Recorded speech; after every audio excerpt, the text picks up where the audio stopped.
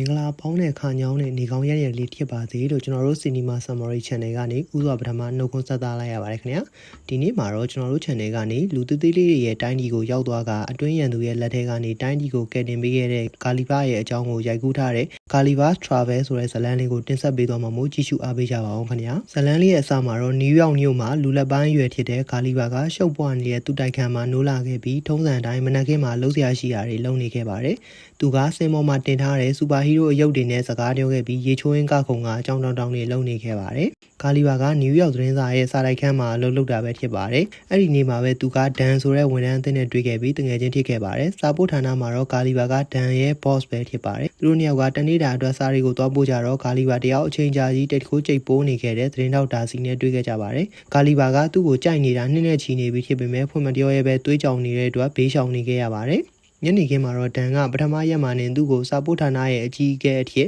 ယာရူတို့ခန့်အပ်တဲ့အကြောင်းအသိပေးကကာလီဘာကိုခန့်အပ်စာပြခဲ့ပါတယ်။ကာလီဘာကစာပို့ဌာနမှာ10စုနှစ်တခုကြာအောင်လှုပ်ခဲ့တာဖြစ်ပေမဲ့ကုမ္ပဏီကဘယ်သူမှသူ့ကိုလေးစားသမှုမပြုခဲ့ကြပါဘူး။သူကစကားပြောရမှာကြောက်တဲ့အပြင်စာပို့ဌာနကအလုပ်ကလွဲရင်တခြားမှာအလုပ်ထင်မှာမဟုတ်ကြောင်းဒန်ကကာလီဘာကိုပြောခဲ့ပါတယ်။စိတ်ဓာတ်ကျသွားတဲ့ကာလီဘာကသူ့ရုံးခန်းထဲကနေထွက်လာခဲ့ပြီးဒါစီတယောက်အချိန်ကိုဆင်းနေတာကိုတွေ့ခဲ့ပါတယ်။အဲဒါကြောင့်သူကကြောက်ရင်လွဲရမ်းရင်မင်းထစ်ဆိုပြီးတက်တီမွေကဒါစီကိုဒိတ်ဖို့သွားမေးခဲ့ပါတယ်။ဒါပေမဲ့သူကသူ့ရဲ့အကောင်းဆုံးပုံစံဟုတ်မနေတဲ့အတွက်ဒါစီသပွဲပေါ်ကကြုံရဆာရွက်တစ်ရွက်ကိုကောက်ကင်ကပြန်ထွက်သွားခဲ့ပါတယ်။အဲ့ဒီအချိန်မှာပဲဒါစီကသူ့ကိုခီးသွားမှတ်တမ်းရေးဖို့အတွက်ရှောက်ချင်လားလို့မေးခဲ့ပါတယ်။ဒါကိုကြားလိုက်ရတော့ကာလီဘာကသဘောတူလိုက်ပြီးနောက်တစ်ရက်မှာခီးသွားမှတ်တမ်းကိုတင်ပေးမယ်ကြောင်းပြောခဲ့ပါတယ်။အိန္ဒိယရောက်တော့သူကအင်တာနက် website တွေပေါ်ကနေစောင်းမတွေကို copy ကူးခဲ့ပါတယ်။နောက်တစ်ရက်မှာအလုပ်ရောက်တော့သူကဒါစီကို copy ကူးလာတဲ့ခီးသွားမှတ်တမ်းသွားပေးလိုက်ပေမဲ့ဒါစီကသူ့ရဲ့စာရေးသားကိုထင်ကြီးတော့ကနောက်ထပ်တာဝန်တစ်ခုပေးခဲ့ပါတယ်။ဒါစီကသူ့ကိုဘာနျူရာ3ကန်နေနေကိုခီးထွက်ကထူးထူးဆန်းဆန်းတယောက်ဆုံးသွားတဲ့တင်မောတွေရဲ့ဒဏ္ဍာရီအကြောင်းရေးသိချင်ခဲ့ပါတယ်။ဒါစီအထင်ကြီးဖို့အတွက်ဆိုရင်ဓာတ်တောင်ပဲကြော်ရမိပင်လည်းပဲထျက်ရဆိုပြီးစောကြိုက်လုပ်တဲ့ကောင်လေးကာလီဘာကလည်းနှစ်ခါစဉ်းစားမနေပဲသဘောတူခဲ့ပါတယ်။ဒါစီကသူ့အတွက်ဆက်သွယ်ရမယ့်နံပါတ်တစ်ခုပေးကလေးတစ်စီးစီစဉ်ပေးခဲ့ပါတယ်။နောက်တစ်ရက်မှာပဲကာလီဘာကဘာနျူရာ3ကန်ရှိတဲ့ဒေသကိုလေနဲ့ခီးထွက်ခဲ့ပြီးအဲ့ဒီကိုရောက်တော့လူတစ်ယောက်ကလာခေါ်ခဲ့ပါတယ်။သူကကာလီဘာကိုငှားထားတဲ့လေကန်းကတ်ထားတဲ့စိတ်ကန်းစီကိုခေါ်သွားခဲ့ပြီးလှေဘလို့မောင်းရမလဲဆိုတာပြခဲ့ပါတယ်။နောက်ဆုံးမှာတော့တကောင်နဲ့ပေမဲ့ဖတ်တီးဖြစ်တဲ့ကာလီဘာကလှေတစ်စီးနဲ့ဘာနျူရာ3ကန်စီကိုရွက်လွင့်သွားခဲ့ပါတယ်။လှေကအလိုလျောက်မောင်းနေစနစ်ပါဝင်တဲ့အတွက်ကာလီဘာရဲ့ခီးစဉ်ကစထွက်ချင်းအရာချုံးမွေနေခဲ့ပါတယ်။သူကလှေပေါ်မှာမဂဇင်းဖတ်လိုက်ကိုကာကိုလာတောက်လိုက်နဲ့အပန်းထီခီးသွားသလိုတာယာနေခဲ့ပါတယ်။ခဏကြာတော့သူကအိတ်ကျော်သွားခဲ့ပြီးနိုးလာတဲ့အချိန်မှာသူရှိတက်မှာရောက်နေတဲ့အေယာမာလိုင်းလုံးကြီးကိုတွေးလိုက်ရပါတယ်။ပင်လယ်ထဲမှာမုန်တိုင်းတိုက်ခတ်နေတာကိုတွေးလိုက်ရတော့သူကချက်ချင်းအသက်ငယ်အင်ကြီးကိုဝတ်ဆင်ခဲ့ပါတယ်။လေကပင်လယ်ထဲမှာဟိုဘက်ရိမ်လိုက်ဒီဘက်ရိမ်လိုက်နဲ့လှုပ်နေခဲ့ပါတယ်။ကာလီဘာကလှည့်ကြည့်လိုက်တော့သူ့စီကိုလာနေတဲ့လေစင်နာမောင်းမဟုတ်တဲ့အေယာမာရေစင်နာမောင်းကြီးကိုတွေ့သွားခဲ့ပါတယ်။ကာလီဘာကသူ့ရဲ့လေနဲ့အတူရေစင်နာမောင်းလေးကိုပါသွားကထိတ်ကိုရောက်သွားခဲ့ပါတယ်။အဲ့ဒီနောက်မှာတော့အရာရာအားလုံးဟာအမှောင်အတိကျသွားခဲ့ပါတယ်။ကာလီဘာတယောက်သတိပြန်ရလာတဲ့အချိန်မှာတော့သူ့ခန္ဓာကိုယ်ကလှုပ်လို့မရပဲငုံကြည့်လိုက်တော့သူ့ဘိုက်ပေါ်မှာရက်နေတဲ့လူသေးသေးလေးတွေကိုတွေ့ပြီးအံ့ဩသွားခဲ့ပါတယ်။လူသေးသေးလေးတွေရဲ့ခေါင်းဆောင်ကသူ့ကိုယ်သူလီလီပက်ကဗိုလ်ချုပ်ကြီးအဝါလို့မိတ်ဆက်ခဲ့ပါတယ်။တကယ်တော့လူသေးသေးလေးတွေအများကြီးကကာလီဘာပပတ်လေးမှာလှုပ်ရှားရှိတာတွေလုံနေခဲ့ကြတာပဲဖြစ်ပါတယ်။သူတို့ကကြိုးသေးသေးလေးတွေတစ်သားတွေနဲ့ကာလီဘာကိုညကြီးပေါ်မှာမလုံနိုင်အောင်ချုပ်ထားခဲ့ပါတယ်။ဗိုလ်ချုပ်ကြီးအဝါကတော့ကာလီဘာကိုလူဘလူးကြီးလို့ခေါ်ခဲ့ပါတယ်။စိတ်ရှုပ်သွားတဲ့ကာလီဘာကအလံတကြားနဲ့အော်ဟစ်လိုက်ပြီးကြိုးတွေကနေအသားလေးယုံထွက်ခဲ့ပါတယ်။သူကအိမ်မက်မက်နေတဲ့ထင်ပြီးသူ့မျက်လုံးလေးကိုမှိတ်နေတော့အဝါကသူ့စစ်သားတွေကိုလူဘလူးကြီးကိုတိုက်ခိုက်ဖို့အမိန့်ပေးခဲ့ပါတယ်။စစ်သားတွေကကာလီဘာရဲ့ဘောင်းမီကိုဂျိတ်တွေနဲ့ချိတ်ကလှမ်းဆွဲလိုက်တော့ကာလီဘာကလဲကျသွားပြီးထပ်မံသတိလစ်သွားခဲ့ပါတယ်။ဒီတစ်ခေါက်သတိပြန်ရလာတဲ့ချိန်မှာလဲကာလီဘာကလှဲတစ်စီးပေါ်မှာကျိုးတုပ်ခံရပြီးလီလီဘတ်နိုင်ငံကိုခေါ်သွားခံခဲ့ရပါတယ်။မျိုးသူမျိုးသားသေးသေးလေးတွေကထူးဆန်းနေတဲ့အတွက်လမ်းပေါ်ထွက်ပြီးလူဘလူးကြီးကိုလာကြည့်ခဲ့ကြပါတယ်။ကာလီဘာကတော်ဝင်နန်းတော်ကိုခေါ်သွားခံခဲ့ရပြီးဘုရင်ကြီးတီယိုဒေါရဲ့ရှေ့တော်မောက်ကိုခါသားရောက်ခဲ့ပါတယ်။ဘုရင်ကြီးရဲ့သမီးတော်ဖြစ်တဲ့မင်းသမီးလေးမယ်ရီကကာလီဘာကိုတနာတော့ကကျိုးတုပ်ထားဖို့လိုလားလို့အဝါကိုမေးခဲ့ပါတယ်။အဝါကတော့တေချာမသိပဲကာလီဘာကသူတို့ရဲ့ရန်သူတိုင်းပြည်ဖြစ်တဲ့ Black Fuchsia ကတရှိုးထစ်ကြောင်းရန်တမ်းပြောခဲ့ပါတယ်။နောက်ဆုံးမှာတော့ကာလီဘာကစကားပြောခဲ့ပြီးဘုရင်ကြီးကိုသူပဲရောက်နေတာလဲလို့မေးခဲ့ပါတယ်။ဘုရင်ကြီးရဲ့လူယုံတော်ချင်းကသူ့ကိုတကဘာလုံးကအကြီးကျယ်ဆုံးသောနိုင်ငံတော်ကြီးလီလီဘတ်ကိုရောက်ရှိနေတာထစ်ကြောင်းပြောခဲ့ပါတယ်။ကာလီဘာကတော့ဒါကိုဟာသားလုပ်နေတဲ့ထင်ပြီးတကယ်မရှိတဲ့ကင်မရာသမားကိုထွက်လာခိုင်းခဲ့ပါတယ်။နောက်တစ်ခါမှာတော့ကာလီဘာကလိုက်ကူတစ်ခုထဲမှာထောင်သွင်းချင်းချခံခဲ့ရပါတယ်။အဲ့ဒီမှာသူကမင်းသမီးလေးကိုဖျားယောင်းသွေးဆောင်မှုနဲ့အဝါကထောင်တက်ကျွန်းချခံထားရတဲ့ဟိုရီရှိုနဲ့တွေ့ခဲ့ပါတယ်။အဲ့ဒီနောက်မှာတော့အဝါရောက်လာခဲ့ပြီးသူတို့ပြောနေတာတွေကိုနားထောင်တော့ကာလီဘာကသူ့ကိုအယူလို့ခေါ်ခဲ့ပါတယ်။ ဒေါသထွက်သွားတဲ့အဝါကသူတို့ကိုတသက်တကျွန်းထောင်ချပြင်မယ်လို့ချိန်ချောက်တော့ဂါလီဘာကအယူဆိုတာကတက်တိရှိတဲ့သူကိုခေါ်တာတဲ့ကြောင့်ပလီတီ6ချက်စောက်ချက်မရှိရှောက်ပြောခဲ့ပါတယ်ဒါကိုကြားလိုက်ရတော့အဝါကပျော်သွားကသူတို့ကိုလေကွင်းနဲ့ခေါ်သွားပြီးဂါလီဘာကိုနွားလိုလဲထုံခိုင်းခဲ့ပါတယ်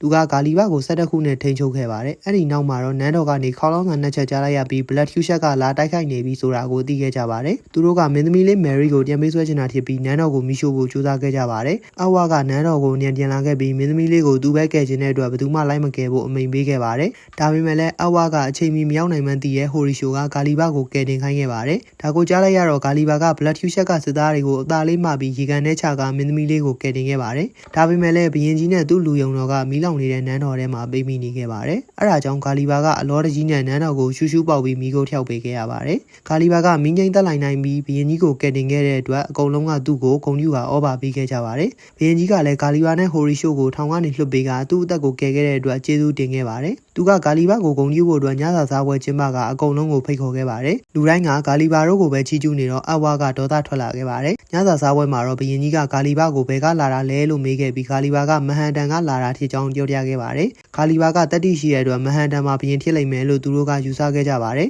ဂါလီဘာကသူ့ဘဝမှာပထမဆုံးအကြိမ်ဖြစ်သူရဲ့ကောင်းတယောက်လိုခံစားခဲ့ရပြီးသူ့ကိုယ်သူအော်ချားလောက်တဲ့ဘရင်ဖြစ်ကြောင်းလန်ကျုပ်လောက်ကျန်ဖန်တီးပြောဆိုခဲ့ပါတယ်ဒါကိုကြားလိုက်ရတော့အဝါကလွယ်ပြီးအကုန်လုံးကသူ့ကိုယုံကြည်ခဲ့ကြပါတယ်နောက်တစ်ရက်မှာတော့လီလီဘတ်တီသူတွေကဂါလီဘာအတွက်နယူးယောက်မှာတော့သူမရနိုင်တဲ့အမိုက်စားအိမ်တစ်လုံးကိုတိစောက်ပေးခဲ့ကြပါတယ်ဘရင်ကြီးကလည်းဂါလီဘာရဲ့တောင်းဆိုမှုအတိုင်းသူ့ရဲ့တယောက်နေတဲ့လေကိုရှာဖို့တပ်ဖွဲ့တစ်ဖွဲ့ကိုစေလွှတ်ခဲ့ပါတယ်ဂါလီဘာကလည်းသူတို့ကိုတနိုင်ငံလုံးကပြည်သူတွေဝင်ကြည့်လို့ရတဲ့ညဇက်ယုံတစ်ခုကိုတိစောက်ခိုင်းခဲ့ပါတယ်အဲ့ဒီနောက်မှာတော့သူကတိုက်တန်းနဲ့ရဲ့သင်္ဘောညခွန်ကြီးအပိုင်းကိုကြာကသူ့ဘဝမှာကြုံတွေ့ခဲ့ရတဲ့တကယ်အထီးအတရားထစ်ကြောင်းပြောခဲ့ပါတယ်။အကုန်လုံးကဝမ်းနည်းစရာကောင်းတဲ့သူ့ရဲ့ဘဝကိုအံ့ဩနေခဲ့ကြပါတယ်။အဝါကသူ့ကိုရင်းနှီးနေရာကနေဘသူလာခဲ့တာလဲလို့မေးလိုက်တော့ဂါလီဘာကသတိပြန်ရလာတာထစ်ကြောင်းပြောခဲ့ပါတယ်။နောက်တစ်ခါမှာတော့ဟိုရီရှိုကမင်းသမီးလေးမယ်ရီကျွေသွားအောင်ကူညီပေးဖို့တောင်းဆိုတော့ဂါလီဘာကညှားနှမောင်လုပ်ပေးခဲ့ပါတယ်။သူတို့နှစ်ယောက်ကနန်းတော်ထဲကိုသွားခဲ့ကြပြီးဟိုရီရှိုကမင်းသမီးလေးနဲ့သွားတွေ့ခဲ့ပါတယ်။ဂါလီဘာကနန်းတော်အဆောက်အဦနောက်မှာပုံနေကကစ်သချင်းစာသားကိုတိုးတိုးလေးရွတ်ပြနေခဲ့ပြီးဟိုရီရှိုကိုပြန်ဆိုခိုင်းခဲ့ပါတယ်။အချင်းဆုံးမှာတော့မင်းသမီးလေးကဟိုရီရှိုကိုကြွေသွားခဲ့ပါတယ်။ဒါပေမဲ့လည်းသူ့ကိုစောင့်ရှောက်နေတဲ့အဝါကသူ့ကိုခေါ်ခဲ့ပါတယ်။အဝါကတတိုင်းဒီလုံးမှာရဲရင်ဆုံးယောက်ျားဖြစ်တဲ့အတွက်သူတို့နှစ်ယောက်ကလက်ထပ်ဖို့စီစဉ်ထားတာပဲဖြစ်ပါတယ်။မင်းသမီးလေးမယ်ရီကအဝါကိုမချစ်ပေမဲ့ပြည့်ရမှာလဲစီတဝင်းဝင်းနဲ့စားရမှာလဲတဲတဲရှက်ရှက်နဲ့ဆိုသလိုဒွိဟထင်နေခဲ့ပါတယ်။တနေရာမှာတော့ရှာဖွေရေးဖွဲ့ကကိုကာကိုလာဘူးတွေနဲ့တူတရက်စီးနေတဲ့ဂါလီဘာရဲ့လေကိုတွေ့ခဲ့ပါတယ်။သူတို့ကနန်းတော်ကိုအကြောင်းကြားလိုက်တော့ဂါလီဘာလည်းရောက်လာခဲ့ပြီးသူ့ဖုန်းကအလုံးလုံးနေသေးတာကိုတွေ့ခဲ့ပါတယ်။ဒါစီကသူ့စီကိုအတန်မက်ဆေ့12ဆောင်ပို့ထားခဲ့ပါတယ်။တကယ်တော့ဂါလီဘာရဲ့မှတ်တမ်းကစောင်းမားတွေကကူးချထားတာကိုဒါစီကသိသွားပြီးဒေါသထွက်နေခဲ့တာပဲဖြစ်ပါတယ်။အဲဒါကြောင့်ဒါစီကဘာနီလာ3ကန်ကြောင့်ရေးဖို့အတွက်သူကိုယ်တိုင်ခီးထွက်လာပြီးပဲဖြစ်ပါတယ်။ဂါလီဘာကနယူးယောက်ကိုပြန်သွားပြီးဒါစီနဲ့ညနေချင်းမဆိုင်ရတဲ့အတွက်လီလီပတ်မှာပဲအခြေချဖို့ဆုံးဖြတ်ခဲ့ပါတယ်။အဝါကသူဆုံးဖြတ်ချက်ကိုသဘောမကျပဲဂါလီဘာကိုတန်တရားဝင်နေတဲ့အကြောင်းဘရင်ကြီးကိုရှောက်တင်ခဲ့ပါတယ်။ဘရင်ကြီးကတော့ဂါလီဘာကိုယုံကြည်ကြောင်းပြောပြကသူ့တင်ပြချက်ကိုညှင်းပယ်ခဲ့ပါတယ်။ဂါလီဘာကစက်နေမှာပဲဖြစ်တဲ့အတွက်ဘရင်ကြီးကသူ့ကိုစစ်သူကြီးအဖြစ်ခန့်အပ်ခါအဝါကိုဒုစစ်သူကြီးအဖြစ်ယာရုချခဲ့ပါတယ်။မနာလိုဝင်တိုနေတဲ့အဝါကလီလီပတ်ရဲ့လုံခြုံရေးစနစ်ကိုပိတ်ချက Blood Fuchsia ကလာတိုက်ဖို့အတွက်လွယ်ကူအောင်ဖန်တီးပေးခဲ့ပါတယ်။ Blood Fuchsia ရဲ့ဘရင်က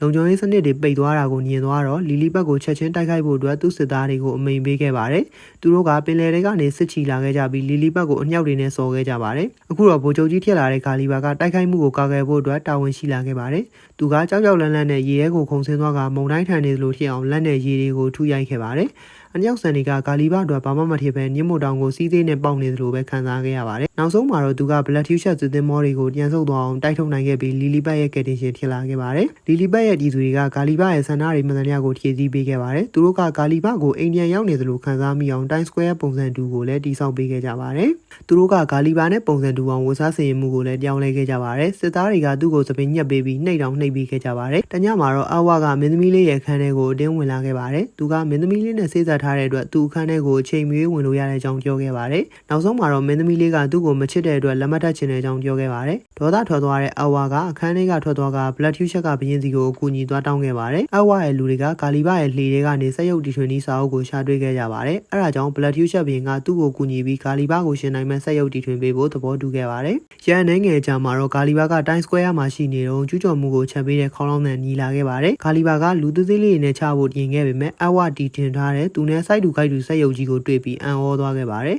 အဝကသူ့ကိုဘိုင်ဝမ်ချဖို့စိန်ခေါ်ခဲ့ပြီးကာလီဘာကလည်းသဘောတူခဲ့ပါတယ်သူကစက်ရုပ်ကြီးကိုတွန်းခဲ့ပေမဲ့စက်ရုပ်ကတုတ်တုတ်မှမလုပ်ခဲ့ပါဘူးအဲ့ဒီနောက်မှာတော့စက်ရုပ်ကြီးကသူ့ကိုဘောင်းမီကဆွဲမကအရှုံးကိုလက်ခံခိုင်းခဲ့ပါတယ်ကာလီဘာကသူပြောခဲ့တဲ့အရာအလုံးကအလိညာတွေထီချောင်းကိုပါဝန်ခံခဲ့ပါတယ်ဒါကိုကြားလိုက်ရတော့ဘယင်ကြီးနဲ့မင်းသမီးလေးကတစ္ဆာဖောက်သူတို့ခံစားခဲ့ရပြီးတုံ့လောက်သွားခဲ့ကြပါတယ်အဝကကာလီဘာကိုအပြစ်ပေးတဲ့အနေနဲ့မသွားရဆိုတဲ့ကျွန်းကိုပို့ဆောင်ခဲ့ပါတယ်ကာလီဘာကအဲ့ဒီကျွန်းကိုရောက်သွားတော့လူဘလူးကလေးမလေးကသူ့ကိုကောက်ယူခဲ့ပါတယ်တကယ်တော့အဲ့ဒီကျွန်းကတကယ်လူဘလူးကြီးတွေရဲ့အိမ်မဲဖြစ်ပါတယ်ကောင်မလေးကကာလီဘာကိုအယုတ်လိုထင်ပြီးခေါင်းဝင်ဝတ်ပေကသူ့ရဲ့ဘာဘီအယုတ်အိမ်လေးထဲမှာထားခဲ့ပါတယ်အဲ့ဒီချိန်မှာပဲလီလီဘတ်ရဲ့ကမ်းခြေမှာတော့ဒါစီတယောက်တောင်းတင်နေခဲ့ပါတယ်ကာလီဘာကအကုန်လုံးကိုဒါစီကသူ့ရဲ့မင်းသမီးလေးလို့ပြောထားတဲ့အတွက်အဝကသူ့ကိုမှတ်မိသွားကထောင်သွင်းချင်းချခဲ့ပါတယ်ထောင်ထဲမှာတော့ဒါစီကကာလီဘာရှုံးနေသွားပြီးတဲ့နောက်မှာထောင်ထဲအပုတ်ခံထားရတဲ့ဘရင်ကြီးတီယိုတော်နဲ့မင်းသမီးလေးတို့ကိုတွေ့ခဲ့ပါတယ်ဒါကိုညင်လိုက်ရတဲ့ဟိုရီရှိုကမသွားရကျွန်းကိုလိုက်သွားပြီးကာလီဘာကိုပြန်ခေါ်ခဲ့ပါတယ်သူကကျွန်းပေါ်မှာတကယ်ကိုပေါက်စားလေးထင်နေခဲ့ပြီးကာလီဘာစီကိုဘေးရမရှိပဲရောက်သွားခဲ့ပါတယ်ကောင်မလေးရဲ့ရုပ်အိမ်ထဲမှာအမေရိကန်လေတက်ကပိုင်းလော့ရဲ့အယိုးစုလည်းရှိနေခဲ့ပါတယ်ကာလီဘာကအယိုးစုစီကလေဒီကိုယူကအိမ်မော်ကခုန်ချပြီးလီလီဘတ်ကိုပြန်တန်းသွားခဲ့ပါတယ်လီလီဘတ်ကိုပြန်ရောက်တော့သူကဒါစီကိုရင်ဆုံးသွားတွေ့ခဲ့ပြီးနောက်ဆုံးမှာသူ့ကိုကြိုက်တဲ့အကြောင်းဖွင့်ပြောခဲ့ပါတယ်ဒါစီကလည်းသူ့ကိုစောင်းမရဲကကူးချခဲ့တဲ့မှတ်တမ်းအတွက်ခွင့်လွှတ်ပေးခဲ့ပါတယ်ကာလီဘာကအဝကိုပိုင်ဝမ်းချဖို့ထပ်စိန်ခေါ်ခြင်းခဲ့ပါတယ်ဒီတဲ့ချိန်မှာတော့သူကကြွားဝါခြင်းတဲ့အတွက်မဟုတ်ပဲလီလီဘတ်ကိုတကယ်စိတ်ရင်းနဲ့ကူညီခြင်းတဲ့အတွက်ကြောင့်ပဲဖြစ်ပါတယ်နောက်တစ်ရက်မှာတော့ကာလီဘာနဲ့အဝတို့ကတော်ဝင်နန်းတော်ထဲမှာတိုက်ပွဲစားဖို့အသင့်ပြင်ခဲ့ကြပါတယ်ကာလီဘာကသူနာရင်လီလီဘတ်ရဲ့ထီနန်းကိုဘရင်ကြီးတီယိုတော်စီကိုပြန်ပေးဖို့ပြောခဲ့ပါတယ်ဒါပေမဲ့လည်းသူရှုံးရင်တော့အဝကတိုင်းကြီးလုံးကိုထည့်စီးပြမှာပဲဖြစ်ပါတယ်သူတို့နှစ်ယောက်ကစတင်တိုက်ခိုက်ခဲ့ကြပြီးအဝကကာလီဘာကိုစက္ကန့်ပိုင်းလောက်နဲ့အမောက်သိပ်ခဲ့ပါတယ်အဲဒါကြောင့်ဟိုရီရှိုကပြေးသွားကဆက်ရုပ်ထဲကိုဝင်သွားခဲ့ပါတယ်အထဲမှာတော့သူကအဝကိုအနိုင်ယူခဲ့ပြီးဆက်ရုပ်ကိုပိတ်ပစ်ခဲ့ပါတယ်အဲ့ဒီနောက်မှာတော့ကာလီဘာကဟိုရီရှိုရဲ့ကျေးဇူးနဲ့ဆက်ရုပ်ကိုအသားလေးနိုင်ယူနိုင်ခဲ့ပြီးဒါစီပါဝင်တနိုင်ငံလုံးကကြော်တော့ကသူ့ကိုအားပေးခဲ့ကြပါတယ်ဟိုရီရှိုရဲ့ရဲသွမ်းသက်တီကြောင့်သူကမင်းသမီးလေးမယ်ရီနဲ့ဆေးသက်ဖို့အတွက်အစဉ်တန်းတူညီသွားခဲ့ပါတယ်နောက်ဆုံးမှာတော့သူတို့နှစ်ယောက်ကနန်းရှုံခဲ့ကြပါတယ်အဲ့ဒီနောက်မှာတော့အဝကသူတို့နောက်ကိုရောက်လာကမင်းသမီးကိုဖမ်းပြီးတစားခံလုပ်ခဲ့ပါတယ်ဒါပေမဲ့လည်းမင်းသမီးလေးကအဝကိုတီးမခံနိုင်တော့ပဲဒေါသထွက်သွားကစောက်ခွက်ကို6ချက်ထိုးခဲ့ပါတယ်အဲ့ဒီနောက်မှာတော့ဒါစီကလည်းကာလီဘာကိုပထမဆုံးချိန်ထိပွေးဖွက်ပြီးနမ်းခဲ့ပါတယ်ဘလက်ဖြူရှက်ဘရင်နဲ့တီယိုဒေါတို့ကစစ်ထက်တိုက်ဖို့ပြင်ခဲ့ကြပေမဲ့ကာလီဘာကသူတို့ကိုတားခဲ့ပါတယ်ကာလီဘာကအက်ဒဝင်စတာရဲ့စစ်ပွဲအကြောင်းကိုညံပြောပြပြီးနှစ်နိုင်ငံကြားမှာငြိမ်းချမ်းရေးရအောင်လှုံ့ဆော်နိုင်ခဲ့ပါတယ်နောက်ဆုံးမှာတော့သူနဲ့ဒါစီယိုကကြံပြင်ထားပြီးဖြစ်တဲ့လှေနဲ့နယူးယောက်ကိုပြန်လာခဲ့ကြပါတယ်ရတတပတ်အနေငယ်ကြားမှာတော့ကာလီဘာကစာပို့ဌာနကနေလှုပ်ထွက်လိုက်ပြီးခီးသွားဘလော့ဂါတယောက်ဖြစ်နေပြီပဲဖြစ်ပါတယ်သူနဲ့ဒါစီတို့ကလည်းတယောက်ချင်းစရာကောင်းတဲ့သမီးကြီးသားဆက်ဆံရေးကိုတည်ဆောက်နိုင်ခဲ့ကြပါတယ်ကာလီဘာကခီးသွားမှတ်တမ်းတစ်ခုကိုရေးပြီးသွားတော့ဒါစီကိုသွားတွေးခဲ့ပါတယ်သူတို့နှစ်ယောက်ကလက်ချင်းချိတ်ကရုံခန်းထဲကထွက်လာခဲ့ကြပြီးဇလန်းလေးကလည်းအဲ့ဒီမှာပဲဆုံးသက်သွားပါတယ်ခင်ဗျာကြည့်ရှုပေးခဲ့ကြတဲ့ပရိသတ်ကြီးကိုကျေးဇူးအများကြီးတင်ပါတယ်ခင်ဗျာဒီလိုမျိုးဇလန်းကောင်းလေးတွေကိုကြိုက်နေတတ်တယ်ဆိုရင်တော့ကျွန်တော်တို့ရဲ့ Cinema Summary Channel လေးကို like and subscribe လေးပြုလုပ်ပေးသွားဖို့တောင်းဆိုချင်ပါတယ်ခင်ဗျာ